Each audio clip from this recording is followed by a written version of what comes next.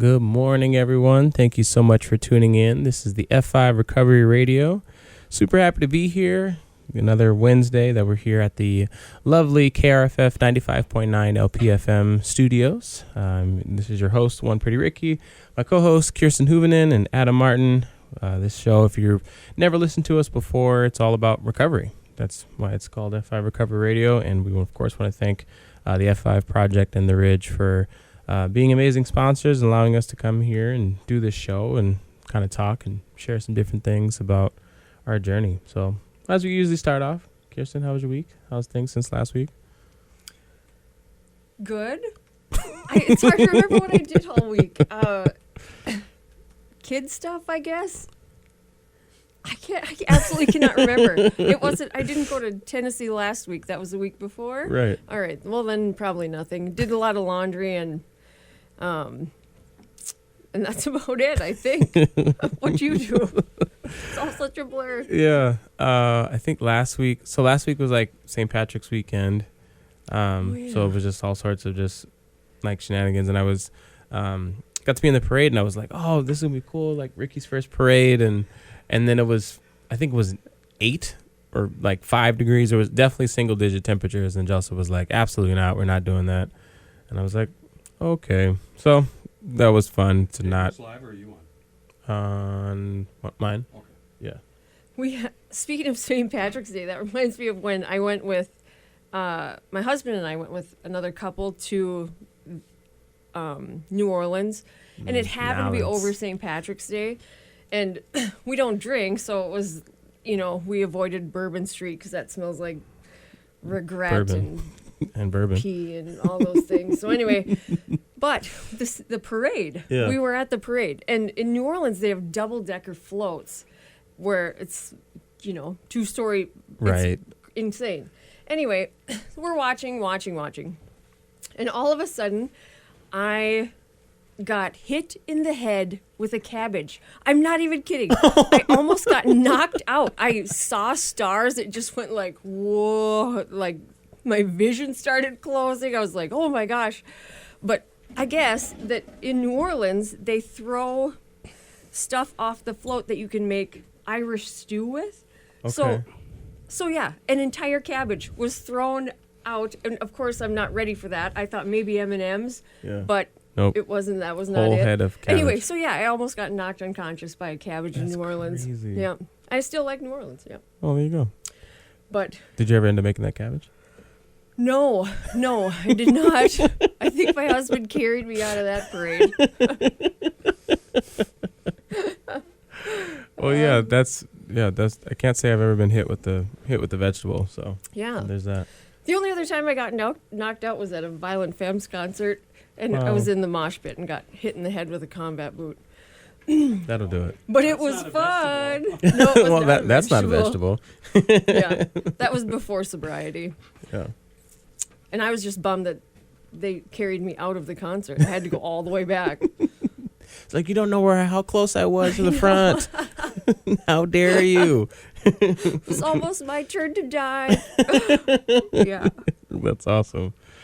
Yeah, so it's pretty much just chill weekend and just making this work. And yeah, so it was just a really like relaxing, easy weekend, which is really nice.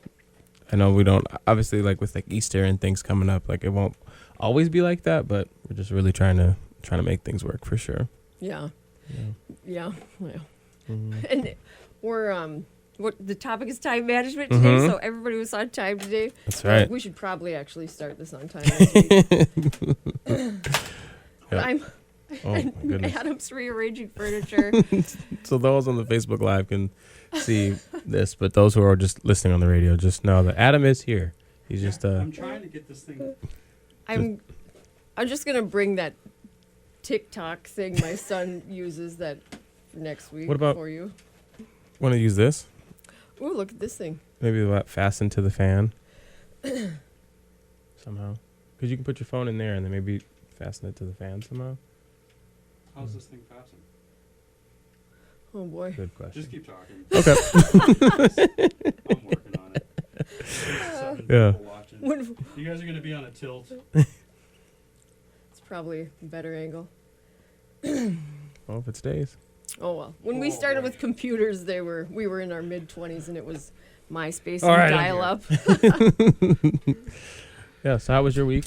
Like to My check up. weekend. Yeah. Or Weekend. how was it? I was sitting here. I was like judging Kirsten because she couldn't remember anything. So I'm like, it was pretty good. It was the first week I didn't travel or whatever. So in a long time, because we started a new clinic in Minot, and we're trying to visit all the staff, for F5 and Midwest. So on Sunday last week, I tried to go to Minot, and I made it to halfway to Grand Forks after like 2 hours. Yeah. The roads were crazy, like Ish. super slick. You could they didn't look like they were slick, but they were slicker than they would be if they looked like they were. Yeah. Like it was like it was like crystal clear ice. Yeah. And Oof, so that's scary. yeah, I couldn't even if I even accelerated a little bit, I started spinning out. Were Like the roads open even? yeah, they were still open, which was Oh, crazy. yeah. Yeah. And there was like 8 cars in the ditch on the way to Grand Forks, halfway there. Sheesh. And I was like, Probably just turn around. I got a truck, but 4-wheel drive doesn't really do much with ice. Yeah. No. On the highway. So I turned around, and when I was probably 10 years ago, I wouldn't have cared. But I would have just kept going. But then I was like thinking about my kids. Yeah, I know. I was like, they're gonna. responsibilities. If I die, they'll probably grow up. They will grow up without me, and then they'll call some other guy dad, and I'm like, I'm not. No, Yeah, I'm too competitive for that. I will not die so someone else can Raise my kids. raise my kids. So, Not thinking of benefiting them at all. Just I'm not going to allow another man to win. so yeah, it was a good week. Cool. We got the clinic up and going, and we got Good. Doug out there doing peer support, Mm-hmm. and he's really jacked up on getting this going. Yeah, big up He was Doug in for prison real. like what, a year ago, 18 Mhm. months ago, or something like that, and now he graduated our houses and participated in a lot of groups, and it was Mhm. just kind of he was the guy, Yeah. and. So when we had this opportunity, and he had mentioned he was from Minot, it just worked out perfect. Yeah. So Yeah, shout out Doug. It's been awesome just being able to see, just a quick side note of just being able to just see people who are coming through our programs and it just working for them. Doesn't obviously always work for everyone, but when it does work and works well, as it has for him, is really, really cool. So I want to thank you, Doug, for supporting us and just, giving back and being a part of the mission. yeah, So awesome. good job, Doug. Yes. Good job, Doug. Thumbs up, Doug. So today's topic, we're talking about time management, as we shared, and thank you all for just joining in. This is F5 Recovery Radio here on KRFF 95.9. So I kind of want to just kick it off really easy. What does your time management look like now that you're in recovery? Do you want to start since you wanted the Yeah, easy go answer ahead. last You're a week? woman, so you obviously going to have a lot to say about this. Well, after I critique your guys' tardiness. No, time management, I don't know. I guess initially I just figure it's like just about being on time and having a schedule and a planner and whatever. And we had a brunch at our house on Sunday, and a few people from the meetings came over. And a friend of mine, Emily, who's super smart, she was just saying how it's overwhelming to have like mom guilt about like, I should be doing more in AA, I should be doing more with my job, I should be doing more with my kid. And then that got me thinking, like, that's the hard part. That's the time management. That's the hard part. I mean, there's all the stuff I already know, like I procrastinate too much. I know that if I do the stuff that sucks, then the cool stuff is going to suck. And, but I still just wait till the last minute anyway. I always say I work better under stress, but I don't. I just say that so that I can keep procrastinating. Yes. As far as like timeliness, I'm painfully early because that's my own anxiety. I think like I can just hear my mom, if you're on time, you're late. I'm like, okay, if I'm on time, I'm late. And I want to be in control. That's probably biggest part of that. But anyway, the managing of time, like I should be giving more to AA. I should be giving more to my family. And then I'm just kind of wired in an all or nothing thing. So if I can't like do all of it 1,000%, then screw it. You know what I mean? Like if I'm not going to be the best at it, then I'm just not going to do it. And then the mom guilt thing is the thing that almost killed me in recovery, was having small kids and like, oh, they need me and all these things. And the first thing to go in my life is always meetings, because it's like, well, I'm really busy and like I have a job and these little kids and I'm overwhelmed and oh, poor me. And I believe that anything you complain about benefits you somehow. And so when I would be like, oh, I'm so overwhelmed, it was just like my ego could not just say like, hey, I need help. Or I don't know what I'm doing, or, I'm overwhelmed. So then I just take it out on my family backwards, and and it all goes backwards. So then I quit going to meetings. I lose my mind. I end up suicidal, and then I have to go back to meetings, and it all works out better that way. But it's okay to say, like, I can't do everything. And it's also humbling to know I'm replaceable. You know what I mean? I think I'm a big deal, but I'm absolutely replaceable. And if I can't do something, someone else can.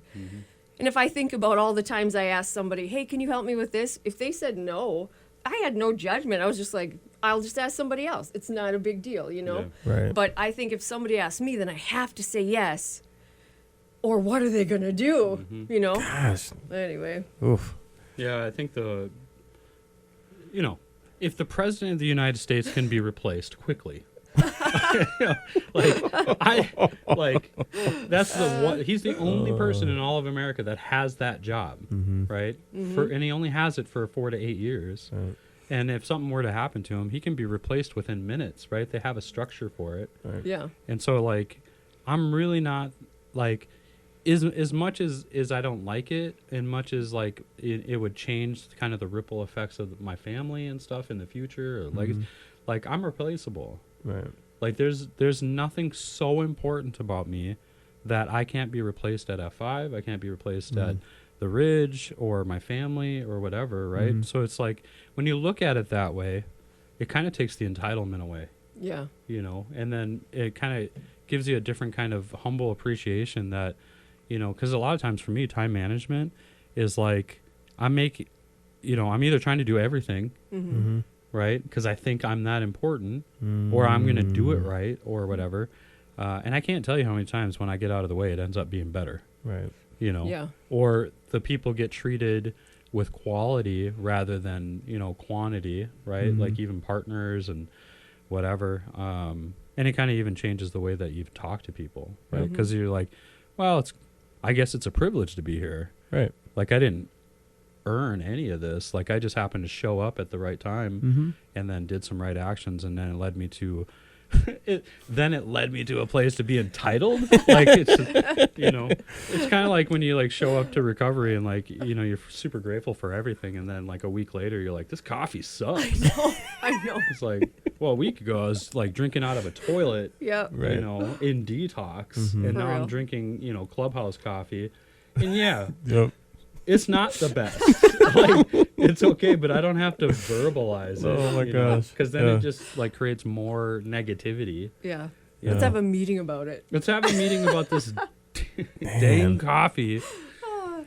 I remember saying that when I first went to Clubhouse. I got that entitlement. God, I was that guy. That's why I think mentorship is so important, because it's like even if my mentor is complaining about the coffee, they have a role and they know their role in my life, right? And it's objective, right? Like it's try to see the world objectively rather than like emotionally, whatever. And so if I complain about the coffee, even though if he doesn't like the coffee, and even if he's complaining about it to his friends, he'd be like, whoa, Adam, drop the entitlement. Yeah. And then he'll probably, I'm not saying Jeff would do that, but like he'd probably just choose not to drink the coffee and not say anything. Right. But it's cool because like mentorship could even be like a hypocritical kind of approach or whatever, where they're like, do as I say, not as I do. But if you actually get past that and just do what they say, your life gets better. That's true. You know what I mean? So I've dropped all expectations on like the things that I learned from people, like their lives or whatever, and I just kind of disregard the negativity, and I try to apply like the good things that they tell me, even if they don't do it. Mm-hmm. Yeah. I'm like, well, maybe it's meant for me. It's not meant for them. Right. You know? So I don't know. That's what it was making me think of, is like when I'm poor at time management, it's usually because of some kind of sense of self. Mm-hmm. Right? Like it's, you know, I'm trying to do everything, or I don't think I need to be there, or I don't have to be on time, you know? Yeah. Because if you prioritize correctly, you should be able to achieve what it is that you want to achieve. Yeah. You got 24 hours. Right. You know? Do a lot with that. So now this is interesting. So when I like came up with this topic, you both had this very different response than what I thought of like your time management. Like you want to do everything. And I'm thinking like, okay, my, you know, effective time management, like, okay, I want to be able to do, I have 5 things I want to do today. How can I get all 5 of those things done? And once they're done, then I'm kind of just like, all right, cool. That's a solid day. But for both of your responses of like, your time management is like, I need to do 1,000 things. Was that always that case? Like personality wise, or was that just because when you got in recovery, you felt like you had to do all the things, or was that just something innate personality wise that you guys just did? I'm curious. Yeah, I don't know. I don't know that I've ever been super internally motivated as a person, but I think that we sobered up in a group that was really like, the message was, you do anything that is asked of you in recovery within reason, I guess. I thought it included dating, but I guess it didn't. So you do anything that's asked of you in recovery, and then that's the main priority. And I'm sure I took that to an extreme. And in watching other people get sober, it's like, we do 3 things. I'm an alcoholic or an addict. I'm sorry, and how can I help you? We skip all the other steps, you know, like, now I have it. I just want to save the world. Yeah. If I had $1 for every time I heard, I'm going to be a addiction counselor, you know what I mean? Sure. And it's like, let's just get my day-to-day life looking a little bit smoother. Sure. And maybe I can figure out this time management and how to juggle all these things without either being, it's like, I heard it from Jeff first, that egomaniac with an inferiority complex. Like, I am the reason why this is working, but they don't need me. I'm useless, blah, you know. So to find a happy medium and to just be able to say, no, I'm busy. I have a commitment. And sometimes my commitment is to my couch. Like, I have a commitment to just take a break, read a book today. I'm better at giving that advice than taking it. But it all seems to work. There's always time. And my sister-in-law said to me when we had little kids, because I always thought, I have to be there for my kids all the time. I have to be the one that, you know, whatever.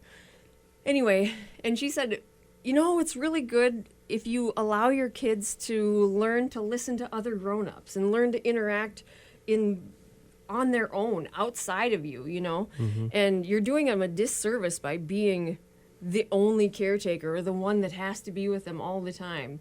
They can learn to juggle things, and they can learn that, like, schedules change and you know, how to manage their time. Teach them how to manage their time, like, every day from 5 to 7. That's awesome. We're in jail. That is where your time is scheduled for you, yeah? We should do that every time. If you,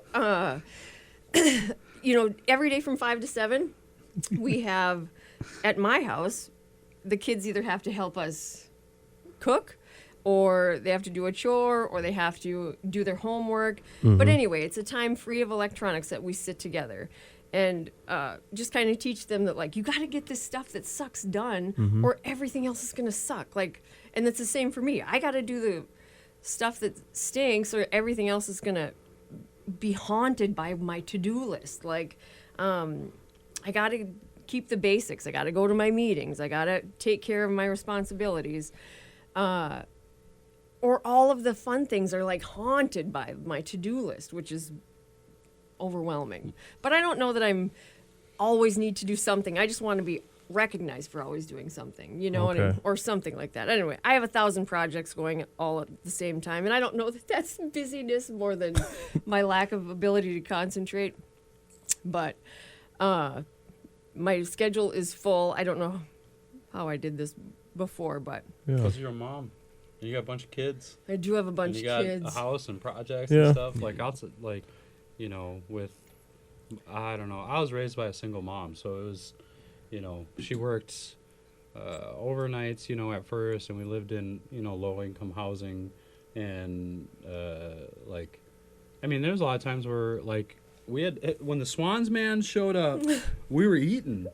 Like, it was, we didn't always have a lot of stuff, right? Even food. Schwann's And is pretty classy, though. Swans, Like, back, well, push-ups it's a and- little different today, right? But it's, Yeah. back then, it was like, if you were getting Swans, like, you Doing all right. were a big deal. Yeah. Right? And they came out with those little pizzas or whatever, Oh, like yeah. those like deep dish like Yeah. mini pizzas, and they were money. But anyway, like my mom was like, it wasn't even that she was like not good at time management. She was just like by herself, yeah, that'd be you hard. know. And so it was, she was, you know, late to stuff, or she like needed to get sleep because she's working overnights, and you know, or she didn't really have anyone to talk to, you know, when she got home or whatever. I mean, until I got a little older, right? And then even then, it's like weird talking to your kids about like emotional Yeah. stuff, you know, because then you don't want them to like, you know, be weirded out, like, oh man, mom's not doing well, then we must not, you know, like whatever. Right. And you know, and so anyways, moms, like, they got a, I mean, I've been a CEO for 6 years, and I mean, we got more organizations and offices and stuff today, and I couldn't do what Christy does with the kids. There's just no way. I just don't have the patience. Yep. You know, I try to work on it, and she'll give me the look. You know, I'll be like, oh yeah, we're not being aggressive today. Yeah. I'm just gonna be quiet because I don't even think I can like not be aggressive sometimes, because I just get zoned in and I want to, you know, change something, or you know, talk to, you know, her better than you know. And I was raised like, if you are like, you know, not good to your mom or whatever, you got like, my dad would just, it was weird because he was like the biggest hypocrite. Like, He wasn't like, treating my mom well, Yeah, but I I was had to like- treat my mom well. you know, like you like cheated on my mom, you Right. know, and like you were just like gas, you know, lighter all the time and stuff. And then I'm like, Mom, no, or like I tell her shut up or something like that, and my dad would lose Flip it. it. Yep. He would just lose it, and so like I don't know if that's like internalized or something like that, but I'm like really working on like not using aggressiveness with aggressive. You know, like if the kids get aggressive or yell or whatever, I'm trying. Like it gets tough sometimes because I just like react. Right. You know. We did a trick on Matt once. We tried. But, you know, when it was online where the kid would say something mean to his mom, and then they would, to see the reaction of the dad. Anyway, and Matt's super calm, you know. And, but when he's mad, it's like the house shuts down, you know, like nobody moves. And so I was like, Charlie, when he was probably 11, I go, Charlie, okay, now I'm going to act like I'm going to ask you to do something and you tell me to shut up, which is like a swear word in our house. Yeah. And he's like, I don't know if I can. I don't know if I can. And so I set up the camera on Matt, and then I go, Charlie, you got to pick up your room. And he goes, shut up, Mom. and Matt looks up and he goes, oh, you guys are the worst at that. You know, I mean, he totally knew what we were doing. But Charlie's like, sorry, I wrecked it. I just couldn't do it. Oh, I think that would have been funnier than actually seeing Matt's reaction on it. I'm like, now, say it now. Shut up, Mom. Anyway, so that's a trembling. Shut up, Mom. Like a question. This is gonna go bad. Oh man. Anyway, so that's a good thing. Yeah, it means we've done something right. At least they're good to their mom, and I love having boys because they do love their mom. They tease me a lot, but they love their mom. Yeah. Yeah. I don't know. Like, I think a lot of times for my time management is probably the worst at home, and I know they're probably watching right now. So it's like, sometimes I don't like revealing stuff about myself because, stuff that I'm working on, like, because I'd rather just work on it, like on its, Want to not- reveal it when I'm awesome at it? Yeah. Yeah.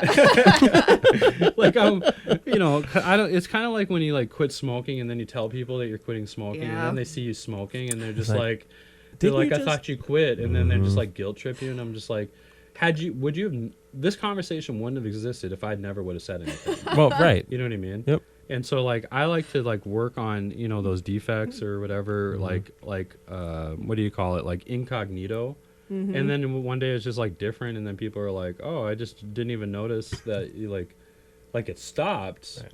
How are you so it's good happened. at that? Yeah, like, oh, but wow, like deep it's really down too, done. like my ego's like, I want to tell everyone Mm-hmm. that I'm working Yeah, on this, I and know. so then I can get like attaboys or Yeah. you know what I mean. And so I don't know. I'm almost like 10 years sober, and I like sometimes I think that some of the stuff that I'm working on is harder than it was when I was like getting sober. Yeah. Because I think like there was like a level of like surrender that came with like the life that I get, like I was not the most amazing human being when I was like trying to get sober, or like when I was relapsing all the time or whatever, and so like there was a level of like just submission, surrender, humility that came with it, that was kind of forced. And then after you like stay sober for a while, like it just all comes back. Like you just, I don't know. That the character defect stuff is a lot harder it seems a lot harder than getting sober at times.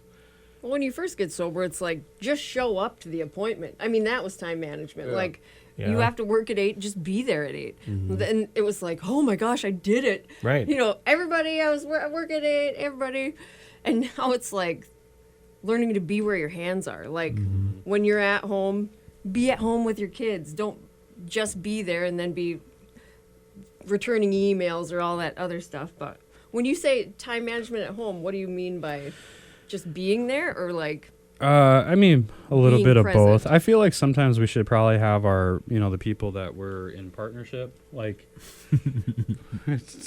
talk about it. Because I think there's things I'm good at, and then there's things I'm not good at, and then, you talk to someone who's like in your life every day, and you're like, actually, you really suck at that. Right. Like, oh, I thought I was getting better. And they're like, yeah, I guess, but they're emotionally connected. So they're, Right. they'll see it just differently, through an emotional lens. But I, like, just making appropriate time between things or whatever to like, if I'm going to be home at like 5, and then, I have somebody who walks in my office at like 4:45 or something like that. Like I get really filled with anxiety to not like take care of things like as it's like right in front of me. And so Right. sometimes I'll, I just sit, right? Like I don't do anything. And then I just try, and then I get home and I'm like, oh man, like I Yeah. gotta,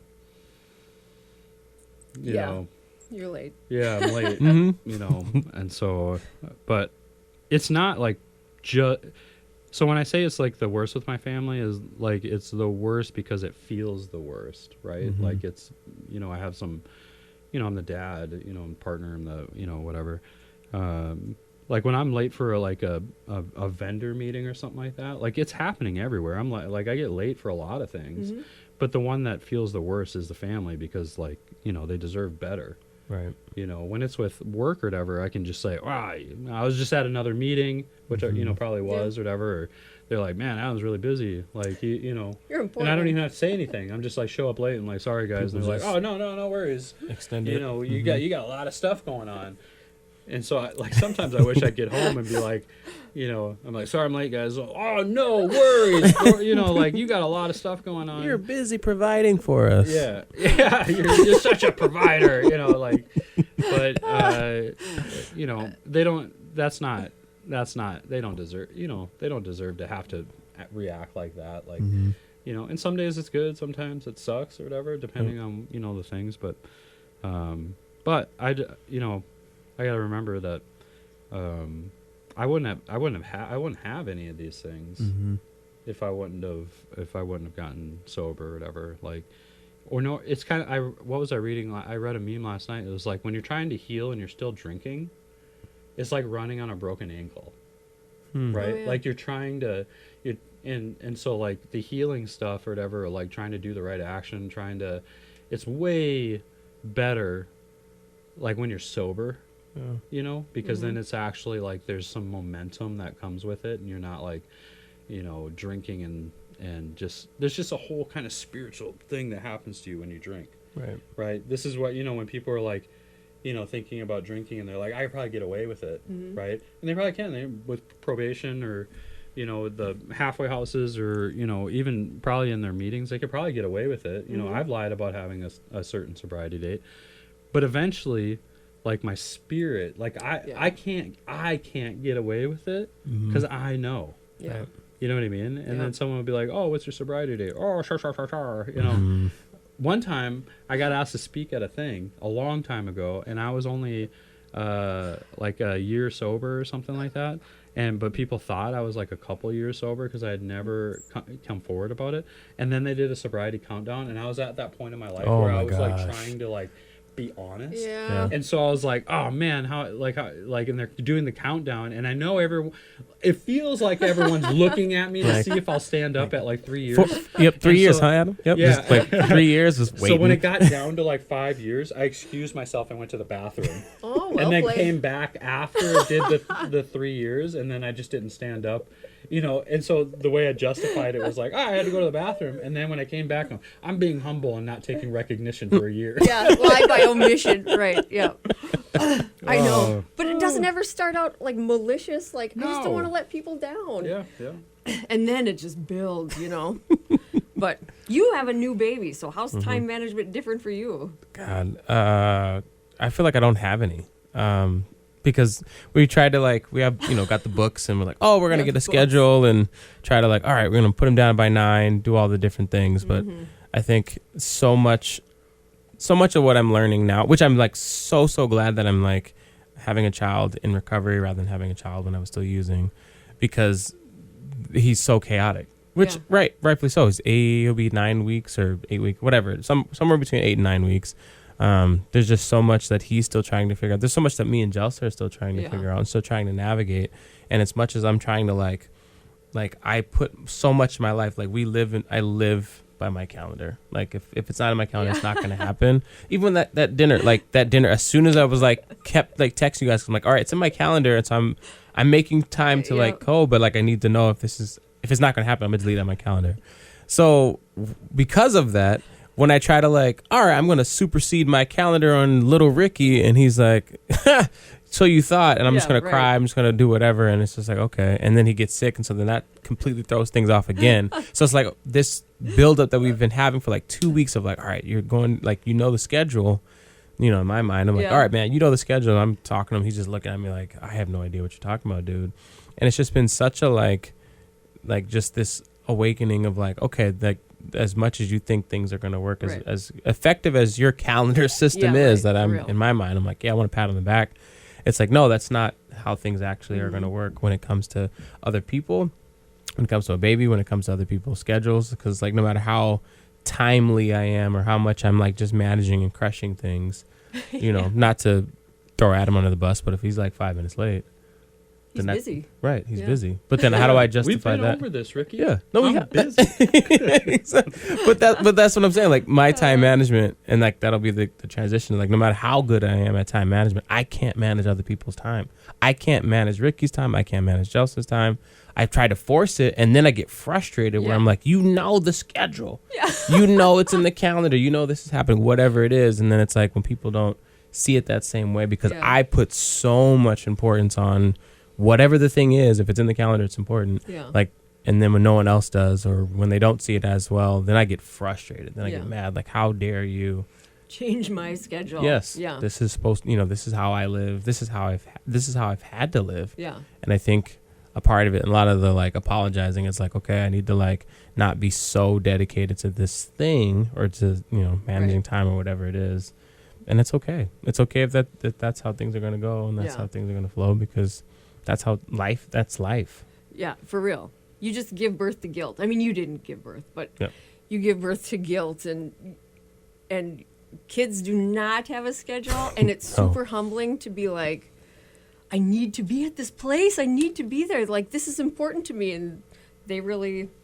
But what really is important to me, you know what I mean? Like, at the end of the day, my kids, like, I have a senior in high school. He's going to be off doing college. Like, he's independent now. And, oh my gosh, I would just be so sad had I not given this time. But I always felt guilty about, I have to call work, and they're going to think, like, this woman is just, I can't even trust her. She's got these kids, and it does change your career completely, but you, thank goodness you have somebody to share that with. And I don't know how single moms do it. Props to them. That's insane.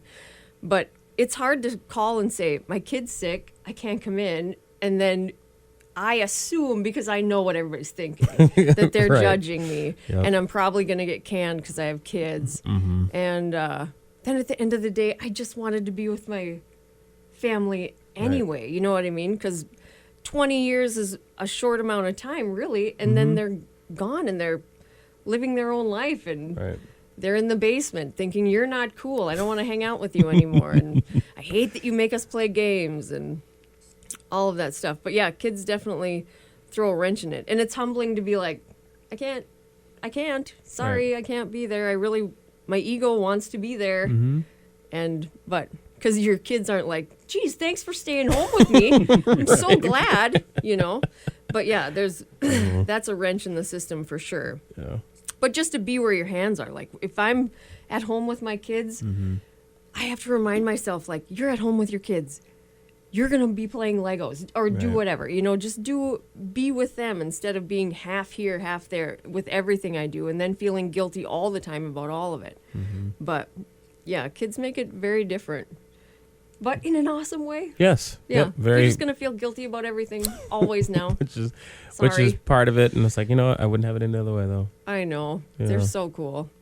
Well, this is, if you're just tuning in, this is KRFF 95.9 LPFM. This is F5 Recovery Radio. I think we're going to take a quick little commercial break, if you will, if you don't mind. Oh, yeah. In the folder. We thank some book. sponsors, and of course, want to thank the F5 Project and the Ridge for allowing us to be on this show. But we also want to thank Rough Cut Social for underwriting the programming here on KRFF. They are Fargo's ultimate entertainment destination for axe throwing. Enjoy fun with family and friends, a stellar team building excursion, or book a party. Rough Cut comes complete with the full beer, wine, and soda bar for your perfect time out. They're located at 1100 MP Avenue, not too far from the radio station, right in Suite 102 here in Fargo. So check out roughcutsocial.com for more info. What is it? It's axe throwing. The business is called okay. Rough Cut. Okay. Mhm. Yeah, they're really sweet. Rough Cut Social.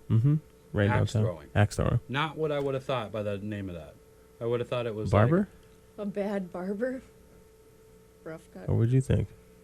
I don't know what I would have thought. I'm kind of stuck on the name. It's a cool name, though. Yeah. Do they have a logo? Is it cool? Yeah. Oh, okay. Yeah. They're really sweet, and they're right. It's next to it's like the what is it? Pixel Brewing. It's like right next to it. Pixel, the video game place? Mm-hmm. Oh. Like right across the Or street from Altera. Over by us. Yeah. Oh, like okay. right around the corner. Like you can almost see it from here. Yeah. Yeah. But In rough cut. the old like warehouse looking place. Exactly. Oh, okay. Yep. That's NP. Mm-hmm. Oh. Rough cut also is like in woodworking, which I do some of, not to toot my own horn, but I'm gonna. Rough cut is like when you get the edge of it, so Like Oh. on the purpose? outside of the trees. You got the bark and stuff, like the rough part of the cut. Oh. Yeah. Huh. So like if you barely hit the target, it's a rough cut. Maybe that's why. Next, I was like gonna say, I was like, I'm gonna start using that with darts. Like, that's a rough dart. Or it was just catchy. I don't know. Just Rough good cut. marketing. I'm not sure. Well, if you're listening, go to Rough Cut. Yeah. Throw some axes. Yeah. Actually, me and Brecken went one time, and he hit the bullseye. Ooh. Like, and it was weird because this was a couple of years ago, but he was like so skinny, Mm-hmm. throwing a big old axe, and I was just like, I'm behind him, and I'm like, I don't know if I Scared should be as- behind him. No. Like I should be Right, like in like, the other room. And then he just kind of like closed his eyes and threw it, and it hit the middle of the target, and I got it recorded. It was Yeah. like super Nice. cool. Yeah, That's cool. I'd like So- to try that. I was like, he's a Viking apparently. It's a tiny one. My tiny little Viking. It means Yeah. bigger things. Well, this is F5 Recovery Radio. It's talking about time management today. So we've had some really great perspectives and different pieces. So switching gears again, kind of just the We next. got a question if you guys want. Ooh, yeah, let's take a question. Yeah. So Bree asked, what's the best tips and tricks you guys have for managing your time after you feel like you've moved on, no longer feel like you need to attend many appointments after it's been a weekly thing for you guys for months? What do you do to fill that space in a healthy way? Okay. So someone who was probably going to appointments for themselves, Yep. right? We're going on a weekly, started feeling better, doing good, and then Mhm. not going to that, now they kind of have that time gap. Yeah. Do you have experience in that? Like, did you guys ever go to something that was weekly for your recovery and then stopped Yeah.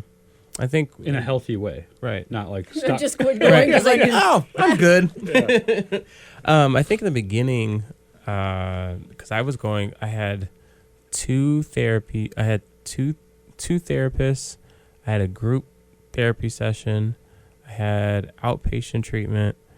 Like I was doing like 5 different things a week outside of just, the rooms and doing meetings.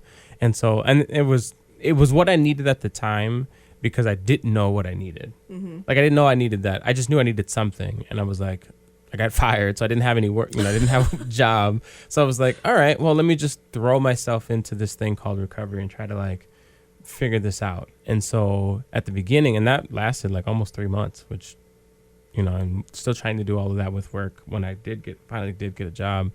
But what I started to recognize is that there was a lot of time spent and I wasn't necessarily gaining anything from it. Like, so a lot, like the therapy appointments, especially between the two therapists, I was just saying the same thing to both people. Yeah. And one person was trying to help me navigate my I didn't know at the time, but trying to help me navigate my relationship with my wife or trying to rework that. And the other person was just trying to help me like figure out my mind. And it's like, we're talking about the same things, getting different perspectives from either person, but it was just saying the same thing. And then I would go to my group therapy sessions, and these are all people that, that I had known, like some of them were from my inpatient. So like people I kind of knew my story. So I was like, man, I just feel like I'm saying the same thing again to them. And so it just felt like I just kept repeating myself over and over and over. And by the time I got to the rooms, I didn't want to say anything. Yeah. And then I just wasn't sharing. So then this was like, I'm getting no value out of GA now because I'm not sharing. But I didn't, it wasn't their fault. It was, I was putting it their fault, not realizing like, I just didn't want to share anything. So eventually I was like, okay, I'm going to finish up my sessions. I'm going to just like, what is providing value? What do I really want to stay committed to for the long term?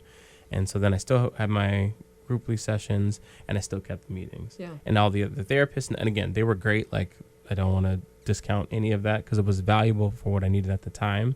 But then once I dropped those things off, the things that I still kept, I gave more value and more time to and more commitment to. Yeah. And then I was like, okay, I'm going to fill this back in with working on my relationship with my wife. And so, because I just wasn't ever home. I didn't want to, not that I didn't want to be with her. I just was trying to figure out how I'm supposed to do things. And I didn't want to do any of that. So then it was like, all right, let me replace it with my family. Yeah. And trying to mend my relationship with my in-laws, who I had a really good relationship with, but then got cut off. So I was like, how do I like build that back up? So I started to like find other things that weren't necessarily for my recovery, but these were just for my life. Like I needed those type of things. And so I think, Bree, to answer your question, if you aren't doing those appointments or just if it's not giving you the same value that they did in the beginning, start to think about like, okay, what else do I need to do that may not necessarily need to be for your recovery or your mental health or whatever? What are those other things that are so important to me, and how do I replace that meeting with doing that? If it's working out, then work out more. If it's mending your relationship with your family, do that. Like whatever those things need to be, use that as the as the gap filler, Yeah. because then you're still doing something. It may not be the same replacement, but it's still something that's just as valuable to help you have a full life. Yeah. That's hard. It's hard to know what to do with your life after you've spent your life not in recovery. Right. And then once you're done with treatment, you're like, I am so sick of I'm so sick of meetings and talking about this crap. But you're going to just be bored by it for a while. It's going to be all consuming for a while. I think when I was done with, I think I spent like in my teens, a year and a half in fourth floor merit care or whatever it was. But you are at a loss when you're done with that, because what you did before got me into all this trouble, and now I don't know what to do. But I think you set up this life for yourself. Like, I'm going to get all these phone numbers. I'm going to get to know these people. And then when it's all over, it's like, well, I don't actually want to call anybody, you know? So it's about having friends a lot of the time. Like, actually call those people that you connected with in treatment. There's a reason why you clicked with people there. Start to get to know people, do social things like outside of the meetings. Like, don't just go to the meeting, talk to people, leave, because that's just more of the same stuff that you're bored of already. You know what I mean? Like, go to coffee with them, complain about your husbands together. I don't know, like bond in a different way that's not just that all the time, and start this new life. I know that I do work out a lot to fill my time, as you can tell by my huge guns. Ripped if you're on the radio. Anyway, I don't work out at all. I just Just watch so Netflix. everyone's clear, we do not have guns. I was so close to I it. don't have any guns. Oh, was nobody I was go. so I close I to know the saying it. AG's listening right now. Big muscles. We got him. That's it. They're done. Anyway, Post his mugshot now. but that's what I would start to fill my time with, and just like be where your hands are. Start a craft. I don't know. It's hard to know what Your you even husband like. said hobbies. My husband? Yeah. Oh. And then he said define, what did he say? Define, don't, quote, need those appointments. Oh, right. Yeah. Is he assuming that I need those appointments? We are going to have words. Oh, His hobbies we're for gonna me throw are hands, different. Matt. They're different than No, my Matt was hobbies for talking me. to me. Matt, I got you, buddy. Blink twice if you're okay. No. He's fine. Well, I think like there probably comes a time where you don't need to go like meet with somebody 4 times a month or whatever, know, for whether maybe it's mental health or like, because sometimes you get on the right medication, right? You're doing better. You're Yeah. doing a lot better, and sometimes you don't need to go see someone 4 times. I don't, a lot of times after we've been like better, like mentally and physically and spiritual, we start to think we need to cut things out or whatever. And so I think, it's kind of like, it's like medication or whatever. Like if you're going to just stop taking it, right, you should probably, have a plan, talk to your doctor, make sure that you're, in some of those scenarios, you got to wean off it. Yeah. Right. You can't just like take, Suboxone, right, and then just stop. Right. I mean, you could maybe. You won't feel good. It's not a won't feel good good. idea, Yeah. But then someone would make the argument like, well, I didn't wean off alcohol. I didn't wean off meth or, or whatever. I was like, no, that's what the medication-assisted treatment is. It's the weaning of that, So it would be the same with like counseling or therapy. Like just going, a bunch of times and then just stopping. There should probably be a plan. Yeah, be done when your therapist says you're ready to be done. Yeah. Well, they're just trying to make money off me. I'm like, Yeah. I know the therapist, and I rarely have we ever talked about like making money off of people. Yeah, because like you're raking in money as a counselor. oh my for gosh! Sure. Yeah, why don't you say that about pharmaceutical reps? Or something, you know what I mean? Or like, when you're buying Coca-Cola and stuff like that, all those things that are probably energy drinks.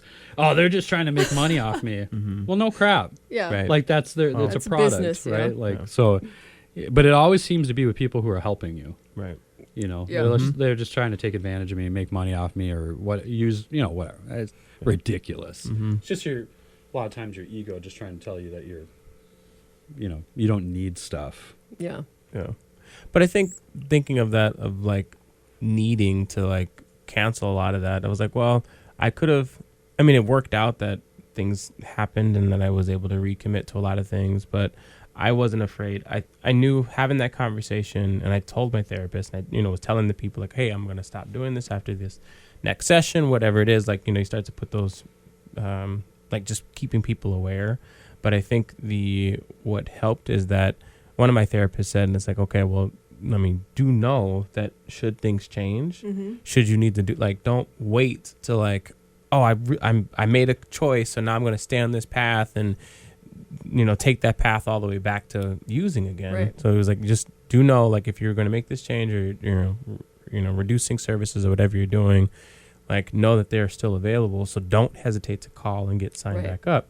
And then I was like, well, it was a wait list to get to this particular therapist. He was like, wait list or not, I mean, I'd rather you be on a wait list and actively being on a wait list than just like, oh, I'm going to, assuming I'm going to be on a wait list, I might as well just go back out and do things. And so I think, you might make that choice and be like, okay, you know what, I'm done. This isn't for me, or I'm going to, do the things.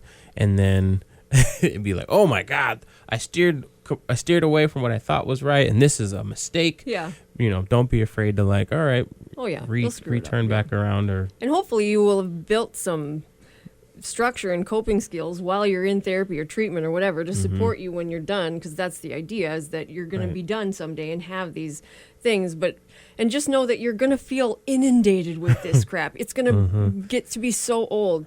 You're going to feel uncomfortable in these meetings. You're going to feel uncomfortable introducing yourself to people. That means you're getting better. If you're not uncomfortable, you're not getting better, because to stay stuck in whatever you were comfortable with was not working. Right. But it's going to be uncomfortable. Don't put all your eggs in one basket. I know a lot of times I hear like, well, I got a sponsor, and if I feel like using, I'll just call them. Like, no, you won't. They're a stranger. You will not. Build a relationship with them. You just won't. So, like, and don't put all your like, well, my sponsor didn't answer the phone, so screw it. I mean, get to know a lot of people. You have to have a sober support network, not just one person. Because if you put all your eggs in that basket, I mean, they're not, there's no overseer of sponsors. Like, the sponsor could take a nosedive. You never know, but get to know people, have a network, and be uncomfortable. We had a guy just a few days ago that was really, really struggling, wanted to use, even came across finding some as he was like going through his stuff, and it's weird, it's weird, like how you come across those things, especially when you start having thoughts about using, and then you find it and you're like, holy crap, and so he made phone calls and he didn't get a hold of the first couple people that he tried to get a hold of, and man, I can't tell you how many times people are like put all their eggs into one basket, even when they have multiple contacts that they could make. They're like, they set this expectation or whatever that like, this is, whatever the reason. Right. Yeah. The real reason is you wanted to use. Right. Yeah. If you don't make the second call, right?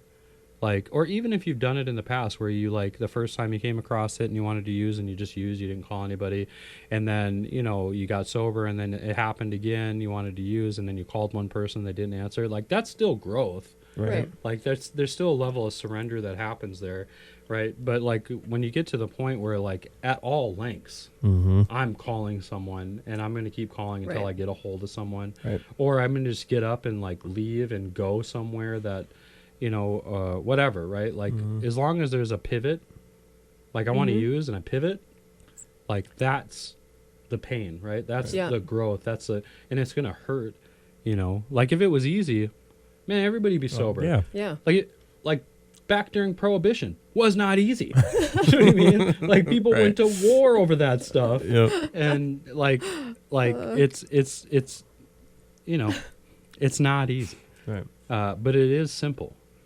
The simple action is to call someone, get out of your head, go meet with someone, go for a walk. I don't care, right? Go work out. Just do something different. And that's the start, right? It may not always work, but it's a journey. Yeah. And so simple but not easy. Yeah. Even if you fall flat on your face, you're still moving forward. Right. And try and think of it like, if I if the first dealer I called didn't answer and I wanted to get high, I wouldn't be like, well, guess I'm sober today. I mean, I would have like stalked that man. I would have just done, been outside his house with binoculars and so. The only time that I've ever made a decision that I wanted to like drink, and drinking is a little different because you can't always like. I mean, I guess if you put in enough effort, you know, like you broke into a garage and took a 12-pack or something because the liquor stores were closed. Yeah. Right. But that was like the doom hour for alcoholics was like Sunday, right? For the lost chance. Or Saturday night at like 2 a.m. Yeah. Until noon Sunday. Because you're not getting any. Yeah. In some places, you can't even buy on Sundays. Right.